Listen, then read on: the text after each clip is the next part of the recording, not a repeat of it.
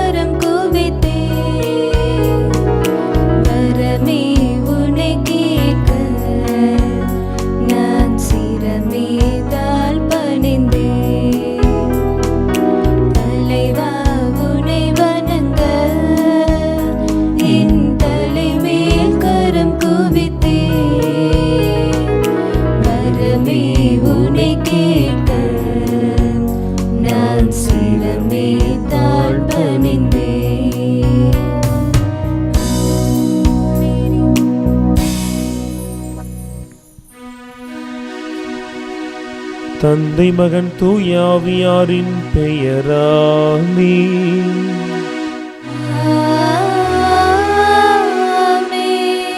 நம் ஆண்டவராகிய இயேசு கிறிஸ்துவின் அருளும் கடவுளின் அன்பும் தூய ஆவியானவரின் நட்புறவும் உங்கள் அனைவரோடும் இருப்பதாக.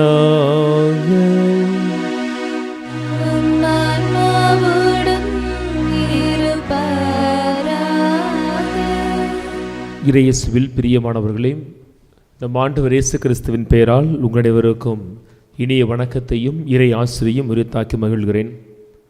இன்றைய நாளில் இறை வார்த்தை நம்முடைய அன்றாட வாழ்க்கையில் நாம் எத்தகைய நெறி கொண்டவர்களாய் வாழ்கிறோம் என்பதை அலசி பார்க்க நமக்கு அழைப்பு விடுகிறது.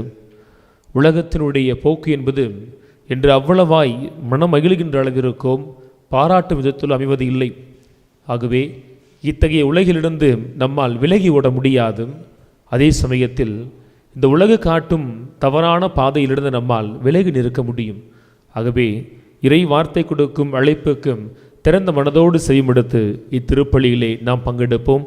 இந்த தூய மறைபொருளை நாம் தகுதியோடு ஒப்புக் கொடுக்க தடையாக இருக்கும் நம்முடைய பலவீனங்கள், குற்றங்கள், பாவங்களை எண்ணி பார்த்தும் வானக தந்தையிடத்திலே மனம் வருந்தி மன்னிப்பு வேண்டுவோம்.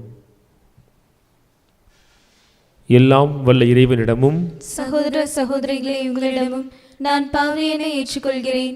ஏனெனில் என் சிந்தனையாலும் சொல்லாலும் செயலாலும் கடமையில் தவறியதாலும் பாவங்கள் பல செய்தேன். என் பாவமே, என் பாவமே, என் பெரும் பாவமே. ஆகையால் எப்பொழுதும் கன்னியான புனித மரியாவையும் வானதூதர் புனிதர் அனைவரையும் சகோதர சகோதரிகளே உங்களையும் நம் இறைவனாகிய ஆண்டவரிடம் எனக்காக வேண்டிக் கொள்ள மன்றாடுகிறேன். எல்லாம் வல்ல இறைவன் நம் மீது இரக்கம் வைத்தும் நம் பாவங்கள் அனைத்தையும் மன்னித்து நம்மை நிலை வாழ்வுக்கு அழைத்துச் செல்வாராக. ஆமென்.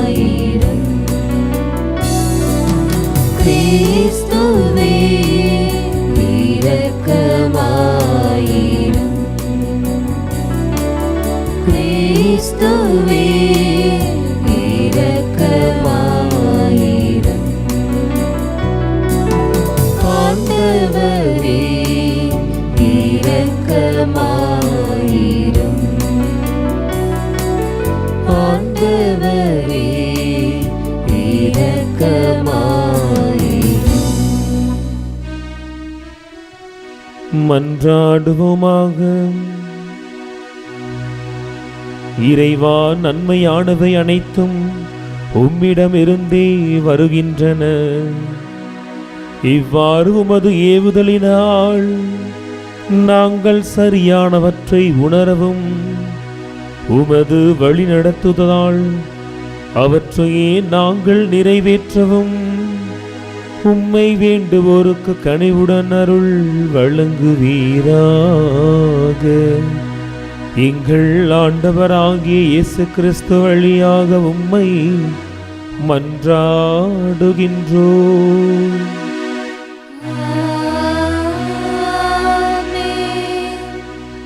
முதல் வாசகம்.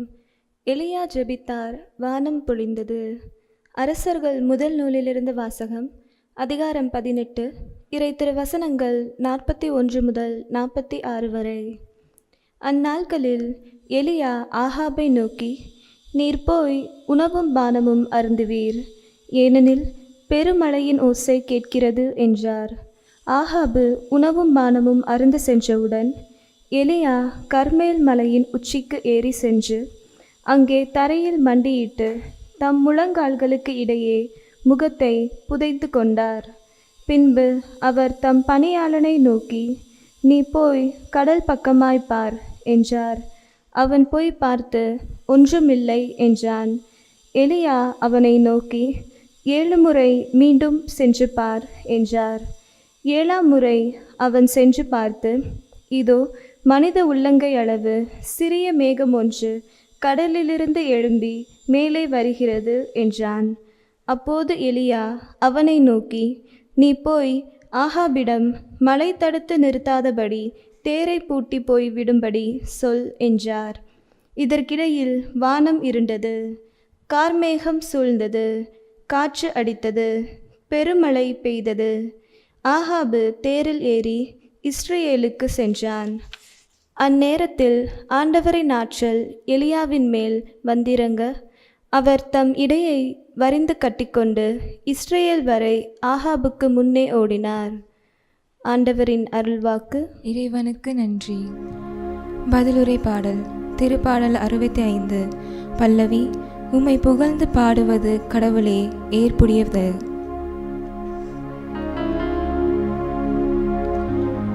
உம்மை புகழ்ந்து பாடுவது கடவுளே ஏற்புடையது. உம்மை புகழ்ந்து பாடுவது கடவுளே ஏற்புடையது.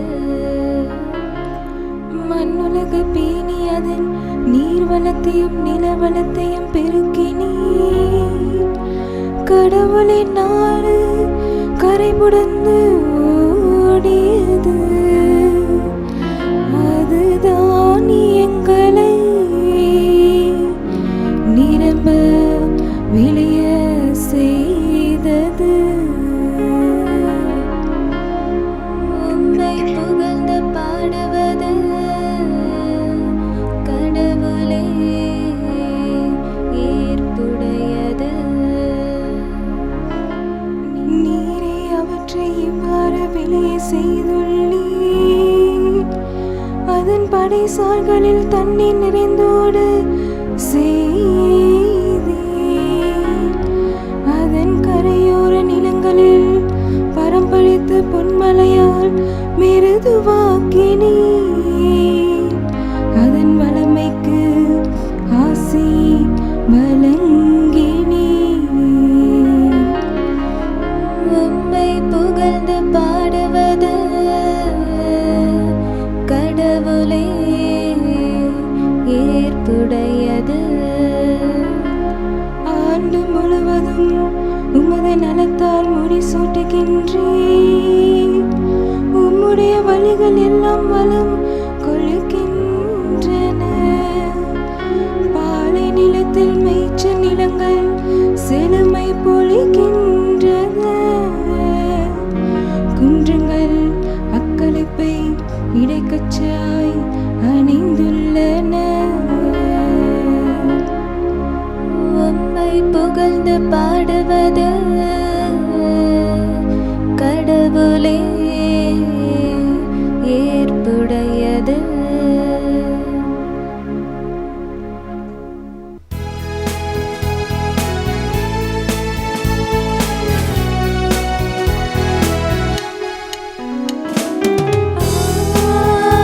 Alleluia,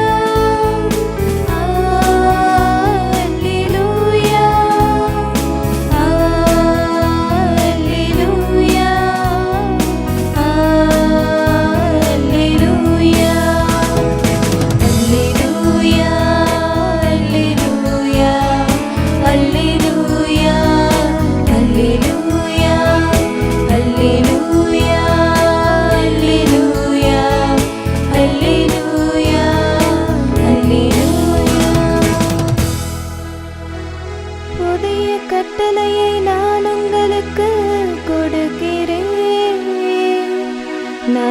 உங்களிடம் அன்பு செலுத்தியது போல நீங்களும் ஒருவர் மற்றவரிடம் அன்பு செலுத்துங்கள் என்கிறார் ஆண்டவர்.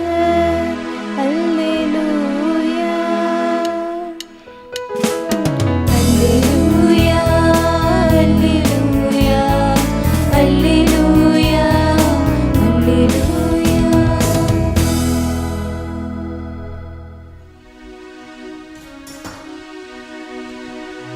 ஆண்டவர் உங்களோடு இருப்பாராக. உம் ஆன்மாவோடும் இருப்பதாக. மத்தேயு எழுதிய தூய நற்செய்தியிலிருந்து வாசகம். ஆண்டவரே, மாட்சி உமக்கே. மத்தேயு நற்செய்தி அதிகாரம் 5 இறை வார்த்தைகள் 20 முதல் 26 முடியும். அக்காலத்தில் இயேசு தம் சீடரை நோக்கி கூறியது: மறைநூலறிஞர் பரிசேயர் ஆகியோரின் நெறியை விட உங்கள் நெறி சிறந்திருக்கட்டும், இல்லையெனில் நீங்கள் விண்ணரசுக்குள் புக முடியாது என உங்களுக்கு சொல்லுகிறேன். கொலை செய்யாதே, கொலை செய்கிறவர் எவரும் தண்டனை தீர்ப்புக்கு ஆளாவர் என்று முற்காலத்தவருக்கு கூறப்பட்டிருப்பதை கேள்விப்பட்டிருக்கிறீர்கள். ஆனால் நான் உங்களுக்கு சொல்லுகிறேன், தம் சகோதரர் சகோதரிகளிடம் சினங்கொள்கிறவர் தண்டனை தீர்ப்புக்கு ஆளாவார். தம் சகோதரரையோ தம் சகோதரியையோ முட்டாளே என்பவர் தலைமைச் சங்க தீர்ப்புக்கு ஆளாவார். அறிவிலியே என்பவர் எரி நரகத்துக்கு ஆளாவார். ஆகையால் நீங்கள் உங்கள் காணிக்கையை பலிபீடத்தில் செலுத்த வரும் பொழுதும் உங்கள் சகோதரர் சகோதரிகள் எவருக்கும் உங்கள் மேல் ஏதோ மனத்தாங்கள் உண்டென அங்கே நினைவுற்றால், அங்கேயே பலிபீடத்தின் முன் உங்கள் காணிக்கையை வைத்துவிட்டு போய் முதலில் அவரிடம் நல்லுறவு ஏற்படுத்தி கொள்ளுங்கள். பின்பு வந்து உங்கள் காணிக்கையை செலுத்துங்கள். உங்கள் எதிரி உங்களை நீதிமன்றத்திற்கு கூட்டிச் செல்லும்போது வழியிலேயே அவருடன் விரைவாக உடன்பாடு செய்து கொள்ளுங்கள். இல்லையேல் உங்கள் எதிரி நடுவரிடம் உங்களை ஒப்படைப்பார். நடுவர் காவலரிடம் ஒப்படைக்க நீங்கள் சிறையில் அடைக்கப்படுவீர்கள். கடைசி காசு வரை திருப்பிச் செலுத்தாமல் அங்கிருந்து வெளியேற மாட்டீர்கள் என உறுதியாக உங்களுக்கு சொல்கிறேன். ஆண்டவரின் அருள்வாக்கு. கிறிஸ்துவே, உமக்கு புகழ். இறையேசுவில் பிரியமானவர்களே, நமக்கு அதிகமாக கற்றுக் கொடுப்பவை எது என கேட்டால் நம்மை சுற்றி இருப்பவை தான். நம்முடைய தாய் தகப்பன், நம்முடைய உறவுகள், நம்முடைய பள்ளி கல்லூரி வாழ்க்கை எல்லாவற்றையும் விட நம்மை சுற்றி இருக்கிற இந்த அழகான உலகம் நமக்கு அன்றாடம் பலவற்றை கற்றுக் கொடுத்து கொண்டே இருக்கின்றது. நீங்கள் இந்த சமகாலத்தில் செய்தித்தாளையோ அல்லது வலையிலேயோ காண நேர்ந்தால், நாம் படிக்கிற அல்லது பார்க்கிற செய்திகள் நமக்கு இன்று கொடுக்கிற ஒரு வகையான தாக்கம் இந்த உலகம் எதை நோக்கி சென்று கொண்டிருக்கிறது. ஒரு நாள் செய்தித்தாளில் இப்படிப்பட்ட ஒரு செய்தியை வாசித்தேன். தமிழ்நாட்டில் அரசு பள்ளியை சார்ந்த மாணவிகள் அரசு பேருந்தில் மது அருந்தி கொண்டு பயணப்படுகிறார்கள். ஒரு பள்ளி கட்டிடத்தின் பின்புறத்திலே மாணவிகளெல்லாம் ஒன்று சேர்ந்து மிக அழகாக சந்தோஷத்தோடு ஏதோ ஒன்றை சாதிக்கிற உணர்விலே அவர்களெல்லாம் புகைப்பிடித்து கொண்டிருக்கிறார்கள். ஒரு கல்லூரியிலே உரையாடல் நடைபெறுகிறது. அப்பொழுது ஒரு தோழி இன்னொரு தோழிக்கு இப்படியாக சொல்லுகிறார், வருகிற பொழுது நல்ல ஒரு மதுபானத்தை வாங்கிட்டு வர, நல்லா ஜில்லுன்னு இருக்குன்னு சொல்லி. ஒரு குறிப்பிட்ட காலத்திற்கு முன்பு வரை மேற்கோள் காட்டிய அத்துணை காரியங்களும் ஆண்கள் செய்கிறார்கள். இந்த சமூகம் கெட்டுப்போகிறதுன்னு சொல்லி நாம் குறைபட்டு கொண்டோம். பெண்களுக்கு இங்கே பாதுகாப்பு என சொல்லி. ஆனால் இன்றைய காலத்தில் ஆண்களுக்கு இணையாக எல்லா தவறுகளையும் பழகிக்கொள்ள பல பெண்கள் முனைப்பு காட்டுவதை நாம் வாசிக்கிறோம், பார்க்கிறோம். ஒரு தலைமை ஆசிரியர், ஒரு பொறுப்பு தலைமை ஆசிரியரை இன்னொரு ஆசிரியர் இப்படியாக அலைபேசியில் மிரட்டுகிறார், நீங்களாம் எனக்கு ஆளே கிடையாது, நான் உன்னை போட்டு தள்ளிட்டு போய்கிட்டே இருப்பேன். பிள்ளைகளுக்கு கற்றுக் கொடுக்கிற ஆசிரியரின் உரையாடல் அது. ஆசை இல்லாதவர் குறையில்லாதவர் தான் ஆசிரியர் என சொல்லி படிக்கிறோமே, அப்படிப்பட்ட ஒருவர் தன் சக ஆசிரியரை, தன்னை விட பொறுப்பிலே மேலிருக்கிற ஒருவரை இப்படியாக பேசுகிற பொழுது அவரிடத்தில் பாடம் கற்றுக்கொள்கிற பிள்ளைகள் எப்படிப்பட்டதை கற்றுக்கொள்ளப் போகிறார்கள்? தன்னுடைய தவறான உறவை தன்னுடைய பிள்ளை பார்த்து விட்டதால் எங்கே அந்த குழந்தை இந்த செய்தியை கணவனிடத்திலே சென்று சொல்லிவிடுவான் என சொல்லி அந்த குழந்தையை கொலை செய்கிற கருணை மனமில்லாத தாய்மார்களை இங்கு பார்க்கிறோம். 10-15 ஆண்டுகளாக இவன் என் வீட்டு ஊழியன் அல்ல, இவன் என் வீட்டில் ஒரு சொந்தக்காரன் போன சொல்லி பார்த்து கொண்ட அந்த முதலாளியை, அந்த முதலாளியின் மனைவியை கொலை செய்து பண்ணை வீட்டில் அமர்ந்த நிலையிலேயே மண்ணை போட்டு மூடி செல்லுகிற பணியாளர்களை இங்கு பார்க்கிறோம்.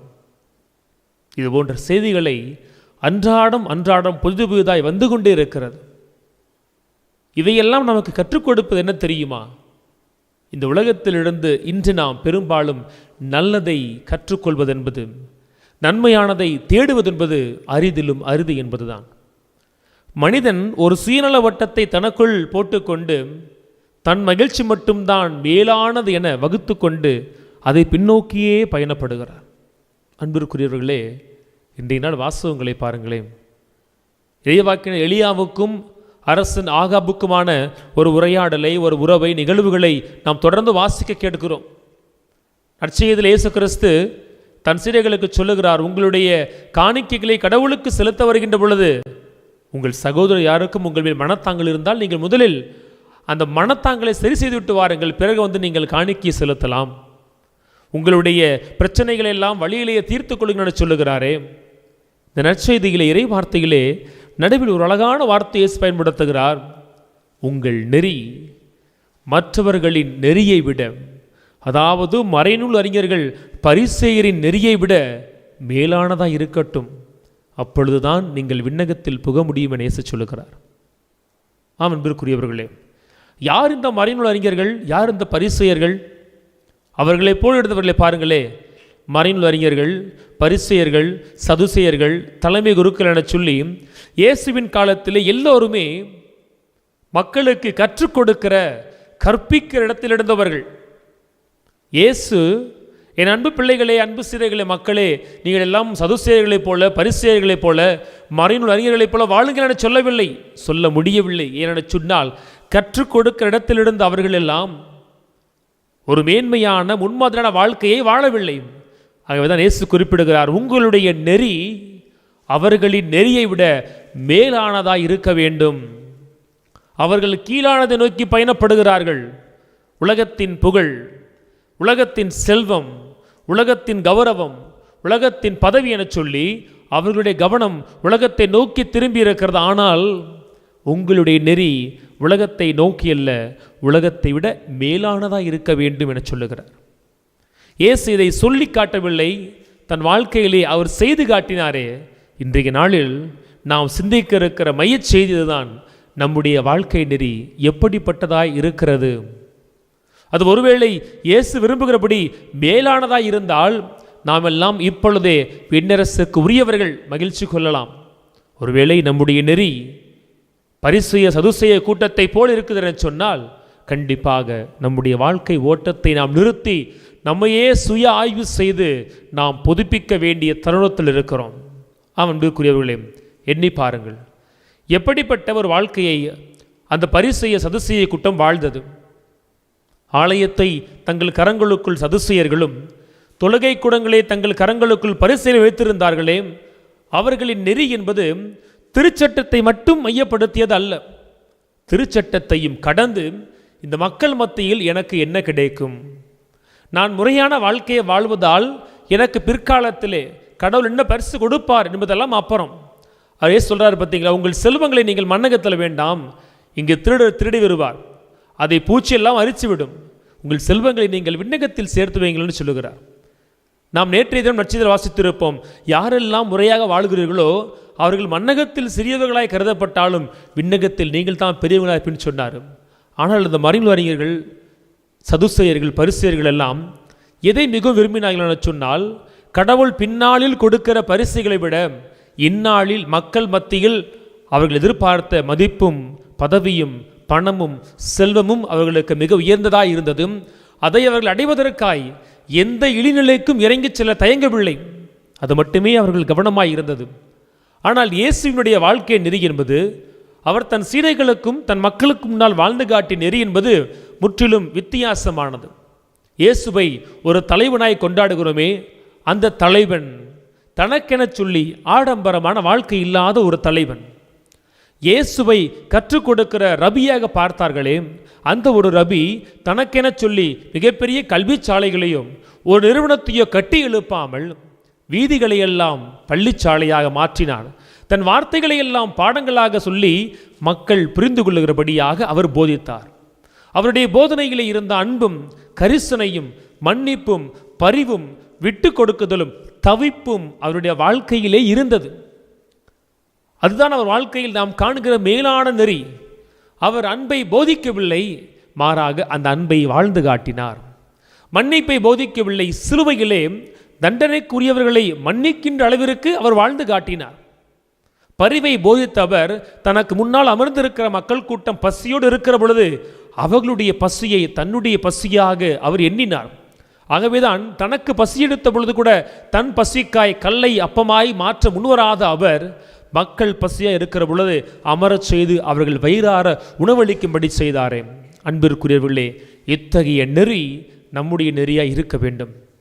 நாம் இதுபோன்ற இயேசுவிடமிருந்தும் அவருக்காய் இரத்த சாட்சிகளாய் மறிந்த திருத்துதலிடமிருந்தும் புனிதர் கூட்டத்திலிருந்து தான் நம்முடைய நெறியை தேட வேண்டுமே ஒழிய, இன்று இருக்கிற உலகம் நமக்கு முறையான நெறியை காண்பிக்கும் என சொன்னால் கண்டிப்பாக காண்பிக்காது.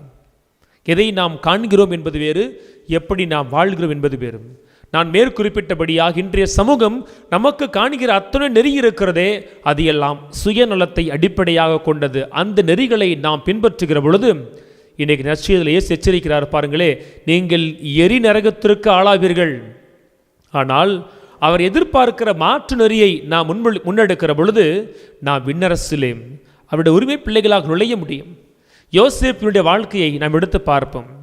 தன் சகோதரர்களை வெறுப்பதற்கும், தன் சகோதரர்களை தண்டிப்பதற்கும், தன் சகோதரர்களை சிறையில் அடைப்பதற்கும் அவருக்கு உரிமையும் அதிகாரமும் வசதிகளும் வாய்ப்புகளும் இருந்தது.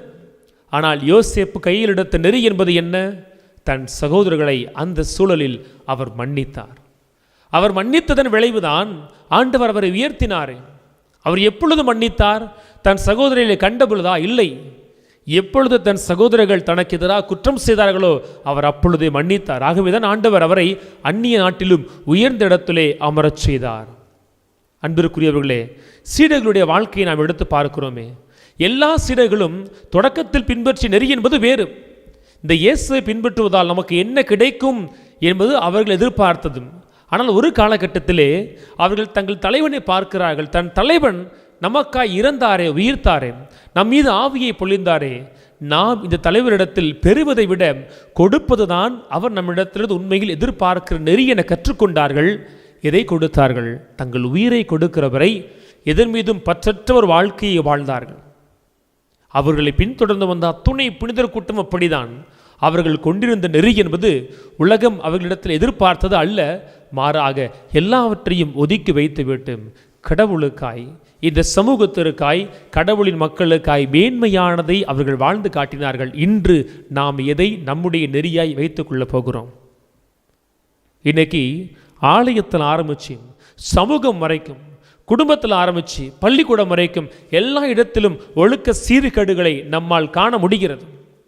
ஆலயத்தில் பார்க்குறோம், பூசைக்கு நேராக வாங்கலே, நம்ம பூசைக்கு நேராக இப்போ என்ன பண்ணுறது, நேரத்துக்கு வரதும் இல்லையே, பங்கு சாமியாரே பூசையை நேரத்துக்கு ஆரம்பிக்க மாட்டாரு, நம்ம 10 நிமிஷம் லேட்டாகவே போவோம். நான் இருந்த பங்கிலே ஒரு நாள் திருப்பள்ளி 6 மணிக்கு பதிலாக 7 மணிக்கு. அப்போ நான் 6 மணிக்கு போய் சொன்னோம், இன்றைக்கி பூசை 7 மணிக்கு, நீங்கள் போய்ட்டு 7 மணிக்கு வாங்கன்னு சொன்னோம். எல்லாம் கலைஞ்சு போயிட்டாங்க. ஆனால் ஒரு ஐயா மட்டும், நான் கோயிலில் வந்து ஜெபிக்கிறேன் ஃபாதர்னு சொன்னேன். கடைசியாக பூசை முடிஞ்சோன்னு கேட்டேன், நீங்கள் வீடு பக்கத்தாண்டு இருக்கு, போயிட்டு வந்துடலாம் என்று. பிள்ளை இல்லை, நான் 6 மணிக்கு கடவுளுடைய நேரம் தினமும் குறித்து வச்சிருக்கிறேன். என்ன நிகழ்ந்தாலும் சரி, இந்த 6 மணியிலிருந்து 7 மணி வரை அவருடைய சன்னிதானத்தில் அமர்வுதான் எனக்கான வேலை. வீட்டுக்கு போனால் தேவையில்லாத பேசுவேன், தேவையில்லாத பார்ப்பேன். இந்த நேரம் கடவுளுக்குரியதுன்னு சொன்னார். திருப்பள்ளியில் அலைபேசியை பயன்படுத்துகிற பல மக்களை பார்த்துருக்குறோம். பிரசங்கம் சரியில்லை ஃபாதர், சரியாக பாட்டு பாட மாட்டுறாங்க, அவர்கள் கொடுக்கின்ற காணிக்கைக்காக நாம் வரவில்லை. இந்த ஆலயத்தில் திருப்பலியின் பொழுது நான் கடவுளை எப்படி வழிபடுகிறேன், என்னுடைய நெறி எப்படி இருக்கும், கடவுளுக்கு முன்னால் எந்த மனநிலையில் அமர்ந்திருக்கிறேன், நொறுங்கிய உள்ளத்தோடு சென்றேன் ஆண்டவர் கொடுப்பார் என்ற அந்த நெறியா, இல்லாட்டி பூசையும் பாட்டும் பிரசங்கமும் நல்லா நம்ம சினிமா தேட்டருக்கு போகிற மாதிரி ரொம்ப கலகலகலன்னு ஜாலியாக இன்ட்ரெஸ்டாக இருந்தால் மட்டும் நான் ஃபோன் எடுக்க மாட்டேன், இல்லைன்னு சொன்னால் நான் ஃபோன் எடுத்து நோண்டுவேன்னு சொன்னால் அது முறையானது கிடையாது. ஏசு சொல்கிறாரு பாருங்களே, உன் சகோதரனுக்கு உன் மீது வருத்தம் இருக்கா, மன்னிச்சிரு. ஒருவேளை கடவுள் நம்முடைய காணிக்கையை எதிர்பார்க்கிறதா இருந்தால் நீ எனக்கு காணிக்கையை கொடுத்துட்டு நேராக போய் உன் சகோதரி மன்னிச்சிருன்னு சொல்லலை. அவர் எதிர்பார்ப்பது என்ன தெரியுமா? என் பலிப்பீடத்தின் அருகில் வந்திருக்கிறாய், காணிக்கையை உன் கரங்களில் ஏந்தி கொண்டு நீ எனக்கு கொடுப்பதை விட உன் சகோதரனுக்கு நீ கொடுக்க வேண்டிய மன்னிப்பு, உன் சகோதரர் உனக்கு கொடுக்க வேண்டிய மன்னிப்பு தான் முக்கியம். முதலில் நீ போய் அதை வாங்கிட்டு வா, பிறகு நான் அந்த காணிக்கையை ஏற்றுக்கொள்கிறேன் சொல்லுகிறார். அன்பர்களே, இதுதான் இயேசு எதிர்பார்க்கிற வித்தியாசமான மேம்பட்ட ஒழுக்க நெறி. நம்முடைய நெறி இந்த உலகத்தின் நெறியிலிருந்து இப்படியாக மாறி இருக்க வேண்டும். சமூக தலைவர்களை பார்க்கிறோமே, அதிகாரம் என்கிற ஒன்றை கையில் எடுத்துக்கிட்டு அந்த அதிகாரத்தை நான் அடைவதற்கு எப்படியெல்லாம் மக்களை மாற்றுப்பாதைகளை வழிநடத்த முடியுமோ, திசை மாற்ற முடியுமோ, தப்பான செய்திகளை சொல்ல முடியுமோ, என்ன சொன்னாலும் சரி, நான் இந்த மக்களிடத்தில் பெயரை சம்பாதித்து ஓட்டுகளை வாங்கி அதிகாரத்திற்கு வர வேண்டும் என்பதற்காக இன்றைக்கி நம்ம நாட்டில் மொழியின் அடிப்படையில், இனத்தின் அடிப்படையில், சாதியின் அடிப்படையில், கட்சிகள் அடிப்படையில் எத்தனை பிளவுகள். நாம் எல்லாம் சுதந்திரம் அடைந்துட்டோம் என்று சொல்லுகிறோம். ஆனால் சமூக தளத்திலே இன்னும் நாம் விடுதலை அடையாமல் ஏதோ ஒரு வகையில் அடிமைகளாக வைத்திருக்கிறோமே. இந்த சமூகம் எதிர்பார்க்கிற நெறி என்பது நம்மை ஒரு எண்ணிக்கையாக பார்த்து அதிகாரத்தை அடைய ஆசைப்படுகிறார்கள். இந்த உலகத்தில் நாம் எப்படி பணி செய்ய போகிறோம், எப்படி இருக்க போகிறோம்? ஆக குடும்பத்தில் ஆரம்பித்து பள்ளி கல்லூரி என சொல்லி ஆலயத்தில், சமூகத்தில், எல்லா தளங்களிலும் அவரவர் சுயநலனை மையப்படுத்தி அவர்கள் மேலே வருவதற்கு ஒரு நெறிய வைத்திருக்கிறார்கள். யார் வீழ்ந்தாலும் பரவாயில்லை, நான் எழ வேண்டும் என்பது சமூகத்தின் பார்வை. ஆனால் திருமுழுக்கு யோவான் சொல்லுகிறாரே, இங்கு நான் குறைய வேண்டும், இயேசு வளர வேண்டும். அதுதான் இயேசு எதிர்பார்க்கிற மாற்று சிந்தனையும் மாற்று ஒழுக்க நெறியும். ஆக நம்முடைய வாழ்க்கையில் எப்பொழுதெல்லாம் கடவுளுக்காய், பொது நலனுக்காய் நாம் ஒரு மேலான காரியத்தை முன்னெடுக்கிறோமோ, அது இயேசுவினுடைய பார்வையில் விலையேற பெற்றதாக இருக்கும். அது மிகச்சிறந்த ஒழுக்க நெறியாக இருக்கும். அப்படி நாம் மேற் செய்கின்ற பொழுது அதனால் வருகின்ற துன்பங்களும் துயரங்களும் நமக்கு வேதனையை, கவலையை கொடுத்தாலும் ஆண்டவர் சொல்லுகிறார், நீங்கள் அடைகிற துன்பங்களும் வேதனைகளும் ஒரு நாளும் வீணாய் போவதில்லை. என் தோற்பைகளில் எல்லாவற்றையும் நான் சேகரித்து வைத்திருக்கிறேன். நீங்கள் எனக்காக சிந்திய கண்ணீரும் எனக்காகப்பட்ட வேதனையும் உங்களுக்கு இந்த உலகத்திலே முறையான அங்கீகாரத்தை, இடத்தை கொடுக்காவிட்டாலும் பரவாயில்லை. விண்ணகம் அது உங்கள் நிலையான வீடாக இருக்கிறதே, அந்த இல்லத்தில் உங்களுக்கான இடம் எப்பொழுதும் இருக்கும். அந்த இடத்தில் நீங்கள் என்னோடு அமர்ந்து என் தந்தையுடைய இல்லத்தில் நீங்கள் என்னோடு இருப்பீர்கள்னு சொல்லி இயேசு வாக்களிக்கிறாரே, அந்த இடம் நமக்கு இருக்கிறது. ஆகவே ஒவ்வொரு நாளும் ஆண்டவருடைய பாதத்தில் அமர்ந்து எண்ணி பார்ப்போம், இறைவா, என்னுடைய சிந்தனை சொல் செயலில் நான் உலகத்தை பின்பற்றுகிறேனா, அல்லது என்னுடைய சிந்தனை நெறியெல்லாம் நீர் என்னிடத்தில் எதிர்பார்க்கிறபடி இருக்கிறதா? ஒருவேளை என்னுடைய அத்துணை காரியங்களும் நீர் எதிர்பார்க்கிறபடி இருந்தால் நான் இன்று தொடர்ந்து பயணிப்பதற்கு, வாழ்க்கை வாழ்வதற்கு நீ ஆற்றல் தாரும் என ஜெபிப்போம். ஒருவேளை இன்னமும் நாம் உலகத்திற்கு பின்னால் சென்று கொண்டிருக்கிறோம் என சொன்னால் மீண்டுமாய் நம் ஓட்டத்தை நிறுத்தி ஆண்டவர் பக்கமாய் திரும்புவதற்கு நாம் வரம் வேண்டுவோம். ஆண்டவர் தாமே திருப்பலியின் வழியாக நமக்கு ஒரு வரத்தை கொடுத்து அவர் விரும்புகிறபடியாக நம்முடைய நெறி மறைநூல், பரிசெய, சதுசெய கூட்டத்தை விட சிறந்ததாக இருக்க வேண்டும் என்று சொன்னாரே, இன்று இந்த சமூகம் முன்மொழிகிற நெறிகளை விட நம்முடைய நெறி ஆண்டவர் விரும்புகின்ற வண்ணமாய் அமைந்திட அவரே நமக்கு அருள் வழங்குவாராக. ஆமேன்.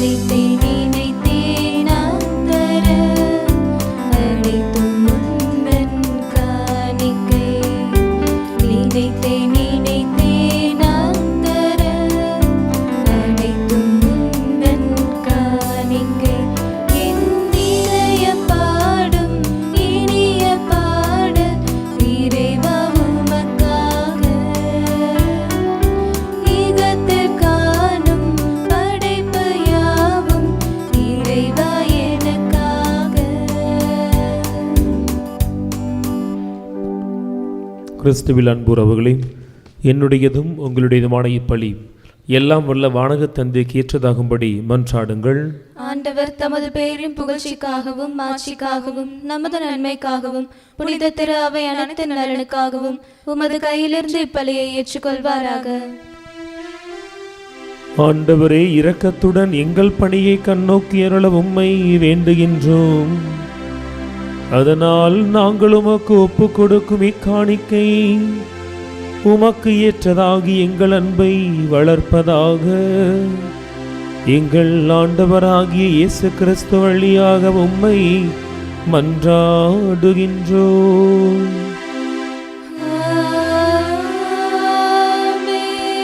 ஆண்டவர் உங்களோடு இருப்பாராக.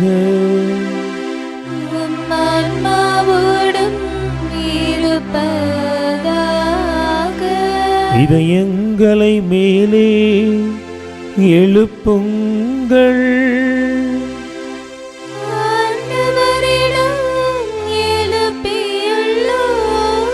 நம் இறைவனாகிய ஆண்டவருக்கு நன்றி பாடுவோம்.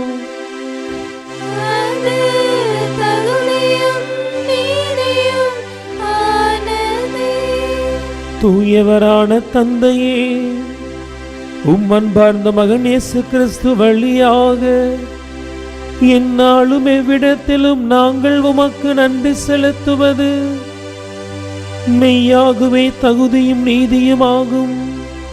எங்கள் கடமையும் மீட்புக்குரிய செயலுமாகும். வார்த்தையான அவர் வழியாக அனைத்தையும் படைத்தீ அவரையே மீட்பராகவும் ஈடேற்றுபவராகவும் எங்களுக்கு அனுப்பினீ. அவர் தூய ஆவியால் உடலெடுத்து கன்னி மரியாவிடமிருந்து பிறந்தார். அவர் உமது திருவுளத்தை நிறைவேற்றி புனித மக்களை உமக்கு பெற்றுத்தர தம் கைகளை விரித்து பாடுபட்டார். இவ்வாறு அவர் சாவை வென்று உயிர்ப்பை வெளிப்படுத்தினார். ஆகவே வானதூதரோடும் புனிதர் அனைவரோடும் சேர்ந்து நாங்களும் உமது மாட்சியை புகழ்ந்துரைத்து ஒரே குடும்பமாய் பாடுவதாவது: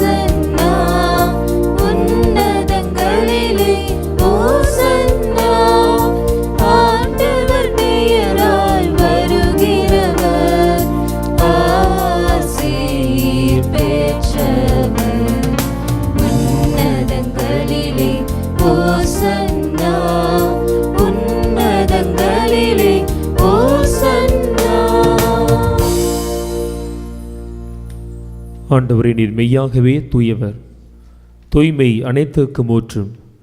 ஆகவே உம்முடைய ஆவியை பொழிந்து இக்காணிக்கைகளை தூய்மைப்படுத்த உம்மை வேண்டுகிறோம். இவ்வாறு எங்கள் ஆண்டவர் இயேசு கிறிஸ்துவின் உடலும் இரத்தமுமாக எங்களுக்கு இவை மாறுவனவாகும். அவர் பாடுபட உளம் கணிந்து தம்மை கையளித்த போதும் அப்பத்தை எடுத்து நன்றி செலுத்தி அதை பிட்டு தம் சீடர்களுக்கு அளித்து கூறியதாவதும்: அனைவரும் இதிலிருந்து பெற்று உண்ணுங்கள், ஏனெனில் இது உங்களுக்காக கையளிக்கப்படும் என் உடல்.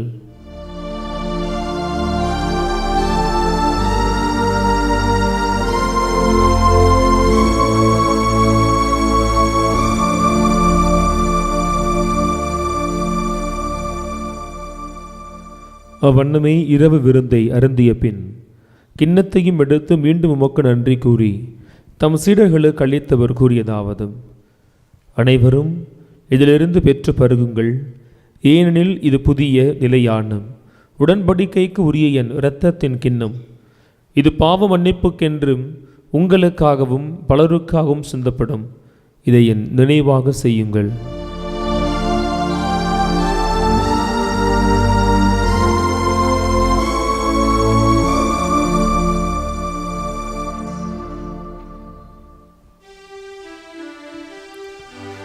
நம்பிக்கையின் மறைபொருள். ஆண்டவரே, நீர் வருமளவும் உமது இறப்பினை அறிக்கையிடுகின்றோம். உமது உயிர்ப்பினையும் எடுத்துரைக்கின்றோம். ஆகவே ஆண்டவரே, நாங்கள் கிறிஸ்துவின் இறப்பினையும் உயிர்ப்பினையும் நினைவு கூர்ந்தும் வாழ்வு தரும் அப்பத்தை மீட்பளிக்கும் கிண்ணத்தை உமக்கு ஒப்புக் கொடுக்கிறோம். உம் திருமுன் நின்று உமக்கு ஊழியம் புரிய தகுந்தவர்களாய் எங்களை ஏற்றுக்கொண்டீர். எனவே உமக்கு நன்றி செலுத்துகிறோம். கிறிஸ்துவின் உடலிலும் இரத்தத்திலும் பங்கு கொள்ளும் எங்களை தூய ஆவியார் ஒன்று சேர்க்க வேண்டுமென உம்மை தாழ்மையுடன் மன்றாடுகிறோம். ஆண்டவரே, உலகெங்கும் பரவியிருக்கும் உமது திரு அவையை நினைவு கூர்ந்தருளும். எங்கள் திருத்தந்தை பிரான்சிஸ், எங்கள் ஆயர் ஆரோக்கியராஜ், எல்லா திருநிலை மக்களையும் நிறைவாக ஆசீர்வதித்தும் உம்முடைய திரு அவை அன்பில் நிறைவு பெறச் செய்தருளும். உயிர்த்தெழும் எதிர்நோக்குடன் தொழில் கொள்ளும் எங்கள் சகோதர சகோதரிகளையும், இறந்தோர் அனைவரையும், மறக்கப்பட்டவர்களையும், மாசில்லாத குழந்தைகளையும் இரக்கத்துடன் நினைவு கூர்ந்தும் உமது திருமுக ஒளியினுள் ஏற்றருளும். எங்கள் அனைவர் மீதும் இரக்கமாயிரும். கடவுளின் கன்னித்தாயான புனித மரியா, அவருடைய கணவரான புனித யோசேப்பு, புனித திருத்துதர்கள், இவ்வுலகில் உமக்கு உகந்தவராய் இருந்தோர் ஆகிய புனிதர் அனைவருடனும், குறிப்பாக எம் மண்ணிலிருந்து நீர் உயர்த்திய புனித தேவ சகாயத்தோடும் நாங்கள் நிலை வாழ்வில் பங்கு கொள்ளும் தகுதி பெற்றும் உம் திருமகனும் எங்கள் மீட்பருமாகிய இயேசு கிறிஸ்து வழியாக உம்மை புகழ்ந்திடும் வரம் அருளுமாறு இறைஞ்சி மன்றாடுகிறோம்.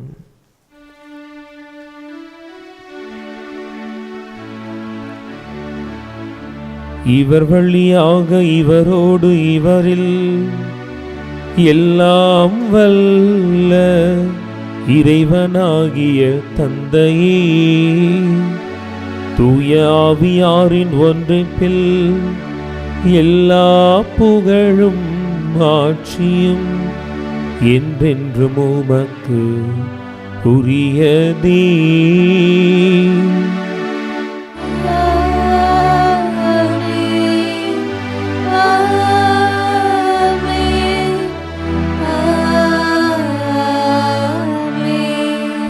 மீட்பரின் கட்டளையால் கற்பிக்கப்பட்டு இறை படிப்பினையால் பயிற்சி பெற்ற நாம் துணிந்து பாடுவோம்.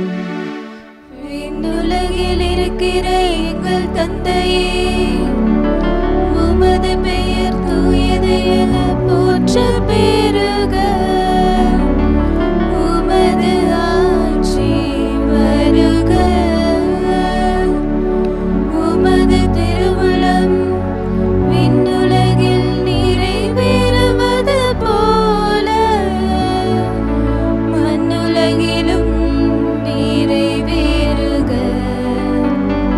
எங்கள் அன்றாட உணவை இன்று எங்களுக்கு தாரும். எங்களுக்கு எதிராக குற்றம் செய்வோரை நாங்கள் மன்னிப்பது போல எங்கள் குற்றங்களை மன்னியும். எங்களை சோதனைக்கு உட்படுத்தாதேயும், தீமையிலிருந்து எங்களை விடுவித்தருளும். ஆண்டவரே, தீமை அனைத்திலுமிருந்து எங்களை விடுவித்தும் எங்கள் வாழ்நாளில் அமைதியை கனிவுடன் அருள உம்மை மன்றாடுகிறோம். உமது இரக்கத்தின் உதவியால் நாங்கள் பாவத்திலிருந்து எப்போதும் விடுதலை பெற்றும் யாதொரு கலக்கமும் இன்றி நலமாய் இருப்போமாக. நாங்கள் எதிர்நோக்கி இருக்கும் பேரின்பத்துக்காகவும் எம் மீட்பராகிய இயேசு கிறிஸ்துவின் வருகைக்காகவும் அவளோடு காத்திருக்கின்றோம். ஏனெனில் ஆட்சியும் வல்லமையும் மாட்சியும் என்றென்றும் உமதே. ஆண்டவரே இயேசு கிறிஸ்துவே, அமைதியை உங்களுக்கு விட்டுச் செல்கின்றேன், என் அமைதியையே உங்களுக்கு அளிக்கின்றேன் என்றும் திருத்துதர்களுக்கு மொழிந்தீரே. எங்கள் பாவங்களை பாராமல் உமது திரு அவையின் நம்பிக்கையை மட்டுமே கண்ணோக்கி உம் திருவுளத்திற்கேற்பதற்கு அமைதியையும் ஒற்றுமையையும் வழங்கியல்வீராக. இன்றென்றும் வாழ்ந்து ஆட்சி செய்கின்றவர் நீரே. ஆமென். நம் ஆண்டவர் இயேசு கிறிஸ்துவின் அமைதி உங்களோடு என்றும் இருப்பதாக. உம் ஆன்மாவோடும் இருப்பதாக. ஒருவருக்கொருவர் நம் ஆண்டவர் இயேசு கிறிஸ்துவின் அமைதியை பகிர்ந்து கொள்வோம்.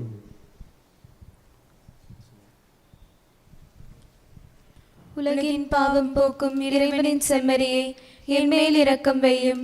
உலகின் பாவம் போக்கும் இறைவனின் செம்மறியே, எம்மேல் இரக்கம் வையும். உலகின் பாவம் போக்கும் இறைவனின் செம்மறியே, எமக்கு அமைதி அருளும்.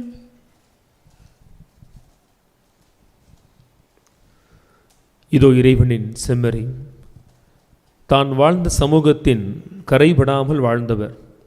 தனக்கென ஒரு ஒழுக்க நெறியை வகுத்து அதன்படி கல்வாரி வரை வாழ்ந்த இவர் திருவுடலாய் திரு இரத்தமாய் நமக்குள் எழுந்து வந்து அவரை போல் நாமும் வாழ அழைப்பு கொடுக்கிறார். இவருடைய திருவிருந்திற்கு அழைக்கப்பட்ட நாம் அனைவரும் பேறு பெற்றவர்கள்.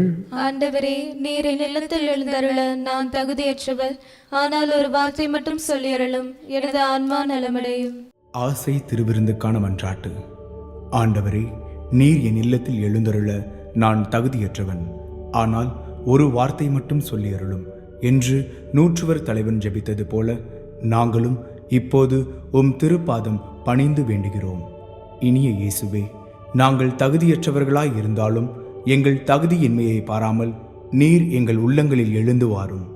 உம் அன்பிலும் அருளிலும் நாங்கள் நிலைத்திருக்க எம்முள் எழுந்து வாரும். உம் பிள்ளைகளாக உயிருள்ள உண்மை சாட்சிகளாக உமது நற்செய்தின்படி வாழ்பவர்களாக எங்களை உருமாற்ற வாரும். தந்தையின் திருவுளப்படி வாழ்ந்திட எங்களுக்கு துணை புரிந்திட வாரும். நன்மை செய்வதில் ஆர்வமுள்ளவர்களாய் தீமைகள் அனைத்திலிருந்தும் விடுதலை பெற்றவர்களாய் வாழவும் எங்களை வழிநடத்த வாரும். எல்லா நலன்களும் வளங்களும் எங்களை நிரப்ப வாரும். ஆமேன். கிறிஸ்துவில் அன்பிற்குரியவர்களே, இன்றைய நாளில் ஆண்டவர் நம்மோடு பேசிய வார்த்தையின்படியாக நம்முடைய ஒழுக்க நெறி என்பது இந்த உலகத்தினுடைய மதிப்பீடுகளிலிருந்து தனித்திருக்க வேண்டும். ஆண்டவர் இயேசுவும் அவரை பின்தொடர்ந்த திருத்துதர்களும் புனிதர்களும் உலகத்தின் கரைபடாதபடி வாழ்க்கை வாழ்ந்தனர்.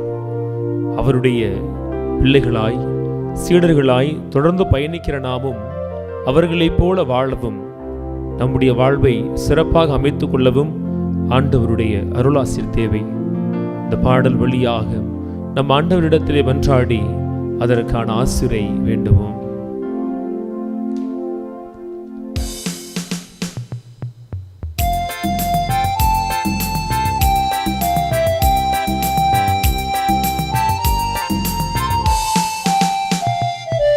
இயேசுவின் நாமம் இனிதான நாமம், இணையில்லா நாமம், இன்ப நாமம். இயேசுவின் நாமம் இனிதான நாமம், இணையில்லா நாமம், இன்ப நாமம்.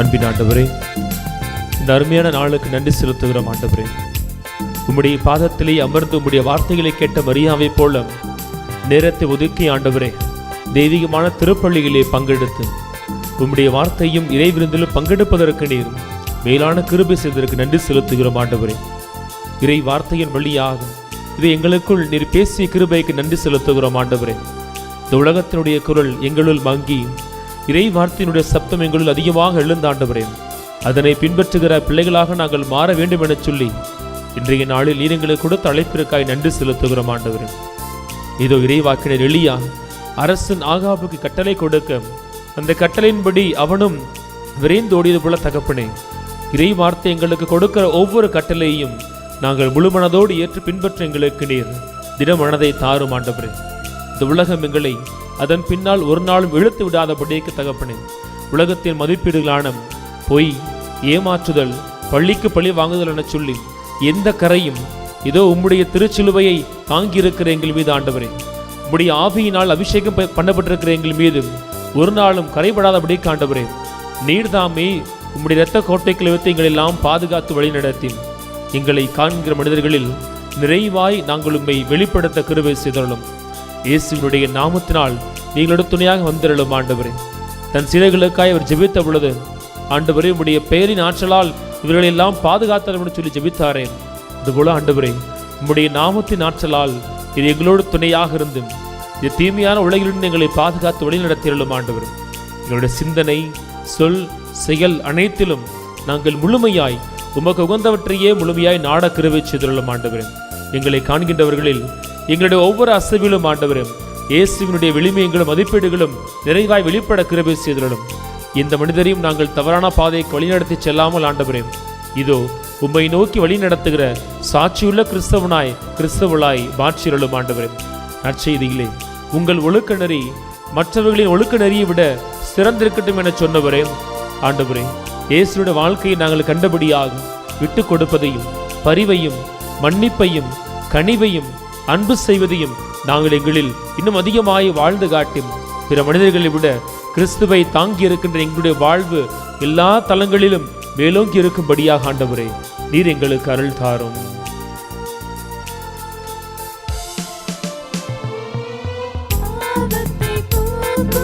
பயமதை நீக்கும் பரம சந்தோஷம் பக்தரில் கலிக்கும். பாவத்தை போக்கும் பயமதை நீக்கும் பரம சந்தோஷம் பக்தரில் கலிக்கும். இயேசுவின் நாமம் பாரெங்கும் வாசனை வீசிடும் நாமம். பரிமள தைலமாம் இயேசுவின் நாமம் பாரெங்கும் வாசனை வீசிடும் நாமம். இயேசுவின் நாமம் இனிதான நாமம், இணையில்லா நாமம், இன்ப நாமம். இயேசுவின் நாமம் இனிதான நாமம், இணையில்லா நாமம், இன்ப நாமம். அன்பின் ஆண்டவரே, இது ஒரு வேளையில் உம்மை நோக்கி கரங்களை உயர்த்திருக்கிற மக்களுக்கு ஜெபிக்கிறோம் ஆண்டவரே. யாரிடத்தில் செல்வோம்? எங்களுக்கு முழுமையான வாழ்வை கொடுப்பவர் ஆண்டவர் தான் என சொல்லி மீது முழுமையான நம்பிக்கையோடு மன்றாடுகிற அத்தனை மக்களுடைய மன்றாட்டுகளையும் உம்முடைய பாதம் சமர்ப்பிக்கிறோம் ஆண்டவரே. குடும்பத்தின் தேவைகளை எல்லாம், குடும்பத்தின் தொழிலை, குடும்பத்திற்காய் உழைக்கிற தாயின் தகப்பனுடைய பணிகளை எல்லாம் ஒப்பு கொடுத்து ஜெபிக்கிறோம் ஆண்டவரே. இதோ அனுதினமும் நான் உன்னை தட்டி எழுப்பேன் என சொன்னீரே, தட்டி எழுப்பி ஆற்றலால் நிரப்பேன் என சொன்னீரே. இந்த நாள் முழுவதும் ஓடோடி உழைக்க தேவையான ஆற்றலை ஒவ்வொரு குடும்ப தலைவனுக்கும் தலைவிக்கும் கொடுத்துள்ள ஆண்டவரே. உள்ள பிள்ளைகளை ஒப்பு கொடுத்து ஜெபிக்கிறோம். தங்கள் ஒட்டுமொத்த உழைப்பையும் கனவையும் பிள்ளைகள் மீது செலுத்தி ஆண்டவரே, பிள்ளைகளுடைய வாழ்க்கைக்காய் தங்களை கரைத்து கொண்டிருக்கிற அவருடைய உழைப்பும் தியாகமும் ஒரு நாளும் வீணாய் போகாதபடி ஆண்டவரே, அவர்கள் சிந்துகின்ற வியர்வையெல்லாம் உடைய தோற்பையில் நிறைவாய் தாங்கியிருளும் ஆண்டவரே. பிள்ளைகளுக்காக ஜெபிக்கிறோம். தேவரீர் சிறு வயதிலிருந்தே கடவுளுக்கும் தன் பெற்றோருக்கும் தன் சமூகத்திற்கு உகந்தவராய் இயேசு கிறிஸ்து வாழ்ந்தது போல உங்கள் நெறி சிறந்திருக்கட்டும் என சொல்லி அவருடைய நாளில் அறிவுறுத்துவது போல பிள்ளைகள் எல்லாம் ஆண்டவரே சிறு வயதிலிருந்தே தெய்வ பயத்திலும் தன் தாய் தகவல் மீது இருக்க அன்பிலும் உலகத்தின் மீது இருக்கின்ற அத்துணை மனிதர்கள் மீதும் ஆண்டவரே நல்ல மதிப்பை கொடுத்து எல்லாரும் பார்வையிலும் இந்த பிள்ளைகள் நல்ல பிள்ளைகளாக வாழ கிருபை செய்துள்ள ஆண்டவரே. படிக்கின்ற பருவத்திலே இது குறிப்பாக தேர்வுகளை எழுதி கொண்டிருக்கிற நாட்களில் ஆண்டவரே சிறப்பாக அவர்கள் தேர்ந்து தெளிந்து படித்த ஆண்டவரே நல்லபடியாக தேர்வு எழுதி வெற்றி பெற்று எதிர்கால வாழ்க்கையை சிறப்பாக அமைத்துக் கொள்ள கிருபை செய்துள்ளோம். பயணம் செய்கின்ற ஒவ்வொருவருடைய பயணத்தை ஒப்புக் கொடுக்கிறோம். முன்னும் பின்னுமாய் இடமும் வளமுமாய் நம்முடைய காவல்துறைகள் துணையாக இருந்த ஆண்டவரே எல்லா பயணங்களும் பாதுகாக்கப்பட கிருபை செய்துள்ளோம் ஆண்டவரே. அன்பின் பரலோக பிதாவே, தன் பிள்ளைகளின் திருமணத்திற்காய், வேலை வாய்ப்பிற்காய், உடல் சுகத்திற்காய், குழந்தை பாக்கியத்திற்காய் இந்த நாளில் யாரெல்லாம் உம்மை நோக்கி நம்பிக்கையோடு ஜெபிக்கிறார்களோ அத்துணை ஜெபம் ஆண்டவரே உம்மை நோக்கி வந்தடையட்டும். தேவரே நீர்தாமே அனைவருடைய மன்றாட்டி மேலெடுத்து படித்து பார்த்த ஆண்டவரே உம்முடைய திருவுளத்திற்கு ஏற்றதா எல்லாவற்றையும் மாற்றி உம்முடைய மனம் விரும்புகின்ற நாளில் அத்துணை பேருக்கும் ஆண்டவரே உம்முடைய பிள்ளைகளாகிய எங்கள் அனைவருக்கும் நாங்கள் உம்மை நோக்கி நம்பிக்கையோடு வேண்டி கேட்ட காரியங்களை எல்லாம் நீர் எங்களுக்கு நிறைவாய் தந்திரளும்படியாக எங்கள் ஆண்டவராகிய இயேசு கிறிஸ்துவின் நாமத்தில் ஜெபிக்கிறோம். ஜெபம் கேளும் நல்ல பிதாவே.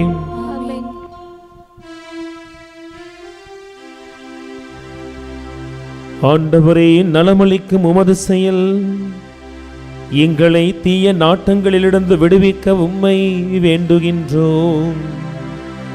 இவை எங்களை நேரிய வழியில் நடத்தி செல்ல கனிவுடன் எந்நாளும் அருள் வழங்குவீராக. எங்கள் ஆண்டவராகிய இயேசு கிறிஸ்து வழியாக உம்மை மன்றாடுகின்றோ.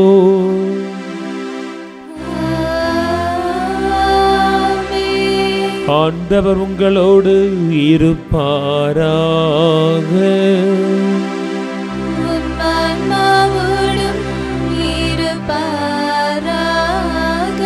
எல்லாம் வல்ல இறைவன் தந்தை, மகன், தூய ஆவியார் உங்கள் அனைவரையும் நிறைவாக ஆசீர்வதிப்பாராக.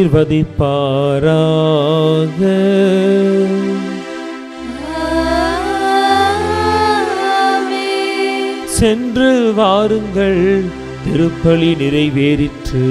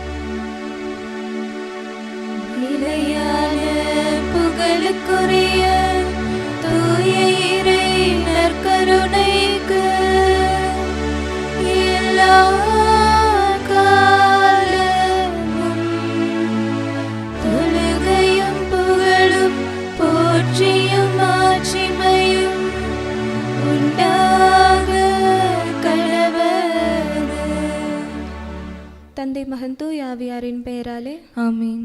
Subscribe to KC Trichy YouTube channel. Like, share and comment.